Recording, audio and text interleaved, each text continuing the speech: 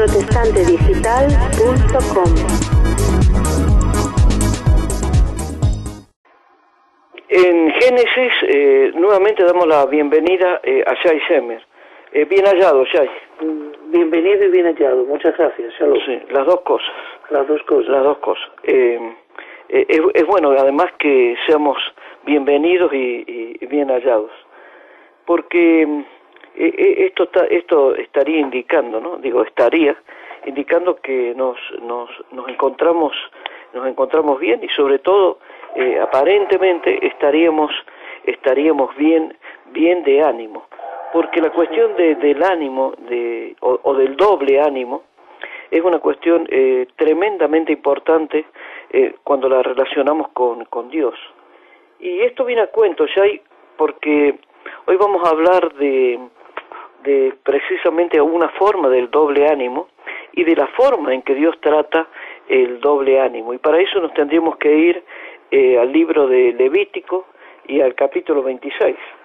Al capítulo 26, que es una serie de advertencias, lo que nosotros llamamos maldiciones, que Dios de justicia, o su aspecto de justicia, por la santidad de su nombre y la santidad de su ser, es lo que le da al hombre la advertencia de que no olvide quién es el hacedor de toda creación. Es muy importante entender que el libro de Levítico habla en el capítulo 26 de una manera como si ya se estuviera por entrar en la tierra. Las advertencias que se dan no toman en cuenta al libro de Números y al libro de Deuteronomio que vendrán después. La sensación que da es que ya están por entrar en la tierra. Esto es antes de la rebelión de los espías y antes de la sentencia de los 40 años que se darán después, que se puede leer o podemos leer en Deuteronomio 8. Por lo tanto, este contexto de Levítico 26 no incluye lo que acontecerá, y el que lo está recibiendo parece como que ya está recibiendo la advertencia y las indicaciones para realizar el plan de Dios futuro, inmediato, de entrar a la tierra. No obstante, para completar toda la visión de Levítico 26 tendremos que seguir leyendo los libros posteriores. Por eso la visión no es completa, pero sí se entiende de que no cumplieron con lo que se tenía que cumplir y los otros dos libros se siguen escribiendo en el desierto. Así que hay una situación de crisis, hay una situación de ruptura, y por eso esto se está dando a entender, miren, ya están por entrar, tengan mucho cuidado, lo que dice principalmente a vosotros que camináis en mis caminos, porque quien no lo haga no podrá escuchar mi voz, pero que vayan en contienda, en oposición y en ofuscamiento. Cuidado con esto, y aquí vemos que Dios mismo autoriza esta posibilidad. Se puede ir en sus caminos y se puede ir en sus caminos en oposición. Podríamos decir muy bien, Shai, que en esta situación se encontraban los judíos que habían abandonado ya la cautividad de Egipto. Por supuesto. Y muchas veces, y quería decir esto, que muchas veces nos podemos encontrar en una situación parecida cuando, por ejemplo, vamos a una iglesia, se nos asigna una responsabilidad, y a partir de ese momento que se nos asigna una responsabilidad, deberíamos ser advertidos todas las implicancias que conllevan la responsabilidad que tenemos que desempeñar. Por ejemplo, si anduvierais conmigo en oposición, contestando a tu pregunta, y no me quisierais oír, yo añadiré sobre vosotros 7 veces más plagas según vuestros pecados. Aquí hay un número que aparece, considerado un número santo. El séptimo día es lo único que Dios santifica en la creación, un día, una unidad de tiempo.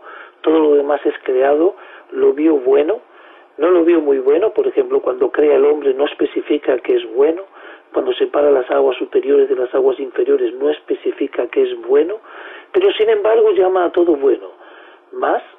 Lo que más interesante nos resulta es que el séptimo día es el día de santificación de la creación. Se santifica algo. También podemos leer en Isaías 11 que se habla de los 7 espíritus de Dios y son 7. Pero aquí el número 7 es el aumento de la plaga para aquellos que van en sus caminos.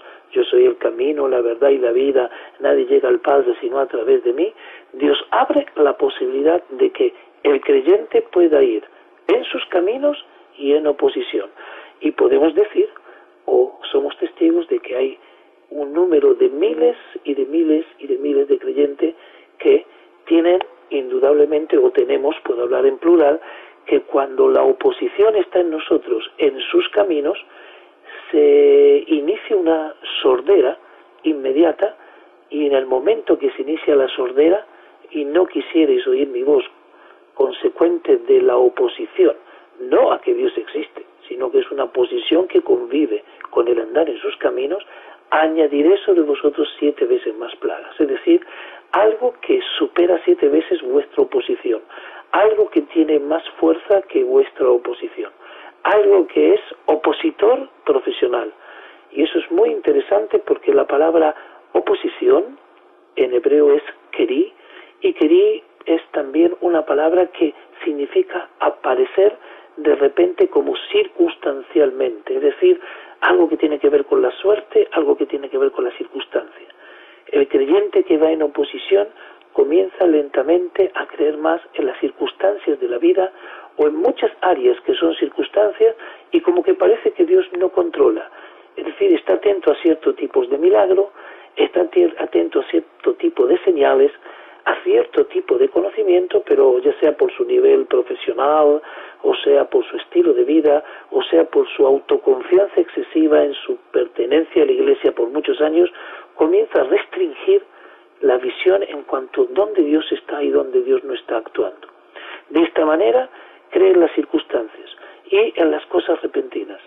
Este repentino aparecer, por ejemplo, cuando leemos, y parece como que cambió el tema, Deuteronomio 25, 17, que aparece un pueblo que se llama Amalek y que le sale al encuentro en forma repentina en la misma raíz de Keri, o sea, Keri, que oposición en este Levítico 26, 21. Es decir, el pueblo amalecita que obstinadamente sale al encuentro y se levanta contra Israel, ese pueblo también utiliza la misma palabra opositora. Por eso, de alguna manera, muchos que estudian la Biblia dicen, ¿qué se nos puede levantar si somos obstinados y creyentes a la vez? Un pueblo más obstinado, 7 veces superior a nosotros en obstinación, que nos puede enfrentar y nos puede a nosotros destruir. No nos olvidemos que Amalek, según lo que dice Éxodo 17, del versículo 14 en adelante, levantó su mano contra el trono de Dios y no tuvo temor de Dios. Hay que ser un pueblo muy obstinado para elevar una mano contra la mano fuerte y poderosa y abrazo entendido del Creador, y seguir de generación en generación persistiendo en ese levantamiento de mano. Es decir, Amalek es el campeón de la obstinación, y como un animal de carroña, un carronero, es capaz de oler la sangre a distancia de alguna presa y va a por ella y se sobrepone tal vez a quien la haya cazado porque es más fuerte, así el opositor por excelencia, Amalek, huele a los creyentes que van en oposición o en división y se acerca a ellos porque son víctimas muy fáciles. Y es en el mismo capítulo 17 de Éxodo que los israelitas, antes que se le aparezca a Amalek, discutieron por el agua que no salía o si salía de una roca. Es muy interesante esto, la oposición genera una oposición mayor. Es realmente llamativo todo lo que nos puede ocurrir cuando asumimos cualquier forma de oposición. Y tanto es así, Shai, que en el libro de Levítico, en el capítulo 26, además del versículo 21, vuelve a hablar Jehová Dios dice, si con estas cosas no fueres corregido, sino que anduvieres conmigo en oposición. Y en el versículo 27 vuelve a decir, si aún con esto no me oyereis, sino que procederéis conmigo en oposición. Es decir, él está hablando evidentemente de una actitud de obrar en oposición. La oposición es una obstinación que hace que Dios se convierta en algo más obvio, principalmente en nuestras iglesias. El sentir de esas salvación, que indudablemente es segura, auténtica y perenne, pero causa un efecto espiritual o psicológico en miles de personas que les produce hasta indiferencia de algunos asuntos que tienen que ver con Dios por la confianza excesiva de que Dios está conmigo ante cualquier circunstancia. Eso hace que nos sintamos obvios ante Dios y un Dios muy obvio. Esa visión como mundial podemos decir que resulta de una actitud de un obstinado o de un indiferente. Es como que Dios deja de ser parte integral de la vida del individuo en muchas áreas. Y este es un comienzo de un proceso que puede llevar a una situación más peligrosa. Cuando Dios es obviado por el creyente, el hombre comienza a deducir con su propio pensamiento y hace como que muchas partes de la vida es una mera coincidencia de pensamientos. No cree que hay una mano divina, la pronuncia, pero no la acepta en síntesis, en la praxis, y guía su existencia en los distintos hechos de su vida como también circunstancia o tuve suerte, o esto resultó de una coincidencia de actos programados. La conclusión de tal visión se asemeja a un ateísmo. Por eso la Biblia adjudica esta forma de ateísmo a este pueblo, Amalek, que como ignora a Dios totalmente es capaz de levantar su mano. Y el mismo Dios advierte que la tibieza, o sea, un doble ánimo, que es obviar a Dios en cada cosa que se va apareciendo hasta un punto peligroso, convierte al creyente en un tibio que puede ser escupido. Es por eso que el hombre, con su capacidad intelectual, obviamente dada por Dios, es capaz de generar un cerco para Dios en muchas áreas de la vida. ¿Por qué? Porque se avergüenza de lo inesperado, lo incomprensible, y trabaja con un razonamiento y una praxis que lo hace cada vez más lejano de la esencia misma de la Biblia, que dice: todo lo puedo en Cristo que me fortalece. Tal vez podríamos ayudar a la comprensión de todo esto que estás hablando si nosotros decimos que vamos creando un Dios a nuestra medida, un Dios que sea más previsible, un Dios que nosotros podamos casi prever cuáles van a ser sus reacciones.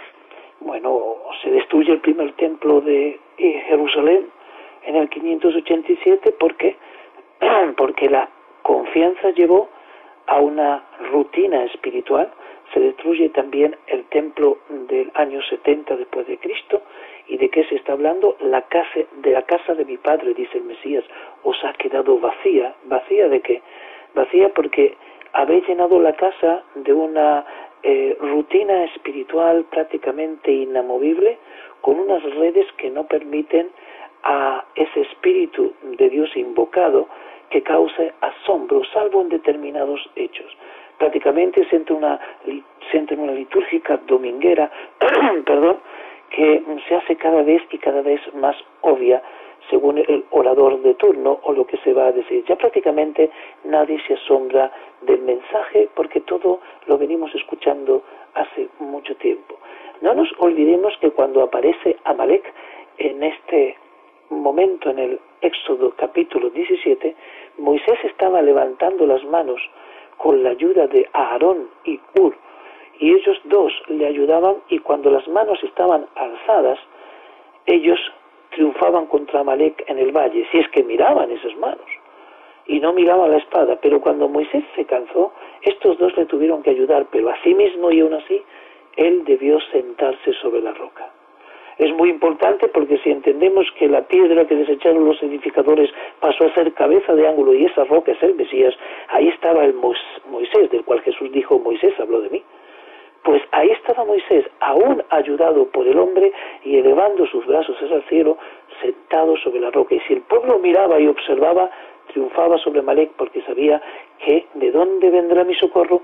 Mi socorro viene del Señor, que hizo los cielos y la tierra. Pero cuando confiaban en la espada, Amalek avanzaba. Esto es muy importante. Moisés no lo pudo hacer solo, tenían que haber dos o más en su nombre, pero sin la roca era imposible. Por eso no era una circunstancia, sino que era un hecho espiritual para triunfar en una batalla. No nos olvidemos de que es muy probable que vuelva a ocurrir, que la casa de mi padre nos quede vacía por esa soberbia, porque donde donde hay ofuscación y donde hay obviedad y donde hay ir en oposición, atrás de eso hay una soberbia, hay un orgullo y una indiferencia. Y por supuesto hay un estado de equilibrio, posiblemente hasta económicos podríamos decir. No nos olvidemos que lo peor que le pasó a Sodoma en Ezequiel 16:49 es por la grosura de pan, la cual la llevó al ocio y a desentenderse del menesteroso y del necesitado. Quiere decir que el bienestar no significa el estar bien. Y en la Biblia posiblemente lo que más el Señor quiere es que estemos bien y no que tengamos bienestar, por cuanto que el bienestar puede llevarnos a la grosura de pan y a la indiferencia de lo que Dios nos quiere mostrar. En cierta forma es una advertencia también contra nuestras actitudes religiosas, o cuando convertimos nuestra vida cristiana en un mero hecho religioso, y para decir, a lo mejor para hacer un mal símil, ¿no? En lugar de sentarnos en la roca, simplemente nos sentamos en el banco de la iglesia. Quiero decirte que, si me permites, tengo que hacer uso del Deuteronomio 8, cuando le dice a Israel: acordarte has de todo el camino por donde te ha traído Yahvé tu Dios estos 40 años en el desierto, para afligirte, por probarte, para saber lo que estaba en tu corazón, si habías de guardar o no sus mandamientos. Hacer memoria del camino también me lleva al Mesías, que en el momento cúlmine, que dice: haced esto en memoria de mí, y está partiendo el pan. La memoria no es ni el pan ni la partición solamente. Eso es como dicen los chinos, que cuando uno señala la luna, los tontos miran el dedo. Cuando dice haced esto en memoria de mí, implica que todo esto que estáis viendo está basado en toda una base bíblica tremenda desde el comienzo. Desde el comienzo que el maná aparece en el desierto como el pan espiritual, debemos fundamentar todo eso hasta esa culminación, a ese acto que parece rápido y traslúcido, es un memorial completo. Y sigue diciendo en Deuteronomio 8:3, y te afligió e hízote tener hambre, y te sustentó con maná, comida que no conocías tú ni tus padres y no deseabas. ¿Para qué? Para que sepas que eso viene del poder de Dios, pero primero te hice comer, y también tu vestido no se envejeció, ni tu pie se ha hinchado por estos 40 años. Así que reconoce a sí mismo en tu corazón que como castiga el hombre a su hijo, así Yahvé tu Dios te castiga. Pero le pide que lo reconozca en su corazón, para que no tenga oposición por eso de que ha recibido de Dios una enmienda o algún castigo. Esto es muy importante. Le dice: guardarás pues los mandamientos de Yahvé tu Dios, andando en sus caminos y temiéndolo.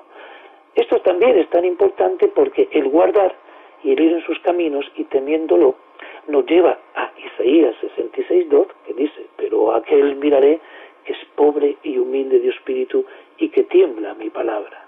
El temblar y el tener temor implica una mirada de Dios fulminante para bien a nuestra vida, porque hemos reconocido en nuestro corazón que Dios no nos da el bienestar, sino que muchas veces nos aflige para estar bien, para que no se nos borre la memoria, para que tengamos un constante recuerdo. Y cuando comeremos hasta hartarnos, guárdate de no olvidar de Yahvé tu Dios, para no observar sus mandamientos. Quizás comas y te hartes, y cuando edifiques casas, que morarás en ella, y tus vacas y ovejas aumente, y se multiplique tu oro, y lo que tuvieres se te aumente, y se eleve luego tu corazón, y te olvides de Yahvé tu Dios, que te sacó de la tierra de Egipto, de casa de siervos. Y ahí nosotros nos enganchamos con Levítico 26:21, y vayas en mis caminos en oposición.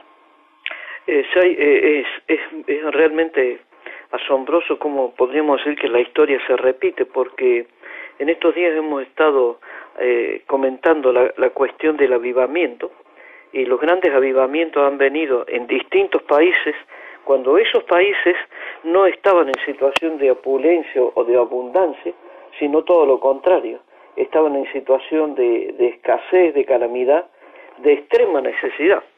Mira, Si tú me permites, hay un caso muy típico en el libro de Esther, porque el libro de Esther tiene un hombre que salió muy alegre con un corazón contento, Esther 5:9, porque lo mandó a llamar el rey, a Amán, y le dio toda la confianza para ir a una reunión. Y este hombre se sintió feliz. Pero hubo un hombre, uno solo, que le hacía recordar que esa felicidad no estaba. Lo vio tan obvio todo que hubo alguien que le hizo recordar que no era así, y ese era Mardoqueo. Cuando éste veía a Mardoqueo que no se postraba ante él, toda la felicidad se le transformó en odio, y él recurrió a la suerte y al acertijo para destruir este pueblo. Porque para Amán todo eso no tenía sentido cuando veía a Mordejai, el judío, sentado en la entrada del palacio del rey. ¿Y qué hacía Mordejai? No se postraba ante él porque recordaba algo y no iba en oposición. A tu Dios, solamente a tu Dios adorarás y a él solo servirás. Lo que también le dice Jesús a Satanás en la tentación. Y ese solo, que no consideró obvia la alegría de Amán, que es descendiente de Amalek, es Agageo, según Esther 3, eso solo hizo convertir a Amalek en una persona odiosa con respecto al pueblo de Israel y trató de destruirlo solo porque hubo uno que le hizo recordar que eso no era obvio. Hubo uno solo y fue suficiente para que Amalek recuerde quién es el Dios de Israel. Por eso cuando una persona anda con doble ánimo, prácticamente se hace muy amigo estratégicamente de los amanes porque hay que convivir, pero hay un momento de ruptura en donde esa obviedad hay que romperla y hay que saber ante quién se postra el que no va con doble ánimo. Por esa razón hay que ir con mucho cuidado en el cumplir la Escritura y comprender el sentido de la misma, que el Señor no quiere que nos copiemos de las naciones, sino que induce a las naciones a mirarnos e imitarnos a nosotros en nuestra transformación espiritual y de comportamiento, y nuestros frutos sean visibles, producto de la fe en aquel que es hacedor de la vida y el que da todo el poder para transformación. Si esto ocurriría, más que nosotros ser absorbidos en ese doble ánimo y ir en oposición, seríamos imitados por las naciones y entonces entraríamos en un momento de cercanía del reino de Dios y su justicia, que es lo que vino proclamando Juan el Bautista: enderezad vuestras veredas, porque el reino de los cielos se ha acercado y fuimos hechos cercanos, según Efesios 2 del versículo 11 en adelante. Esta cercanía debe estrecharse cada vez más para que el mundo intente imitar, porque sea seducido hacia nosotros. Yo creo que esto es si no vamos en oposición, porque nuestra voz oye claramente la dirección de Dios. Por eso debiéramos examinar nuestro templo interior, y ver si en la puerta no tenemos un Mardoqueo. Sí, Señor. Bueno, no nos olvidemos de que la palabra dice: andad por los caminos y paraos en las sendas antiguas. Estas sendas antiguas son muy importantes porque nos conducen a los caminos, y los caminos nos conducen a la calzada. Y dice Isaías 35, y habrá ya camino y calzada, y por más torpe que sea el que ande por allí no se extraviará. Si equivocamos las sendas y senderos que van por caminos y atajos indebidos, perderemos el rumbo para llegar al camino y del camino a la calzada, que es lo que el final de los tiempos está mostrando.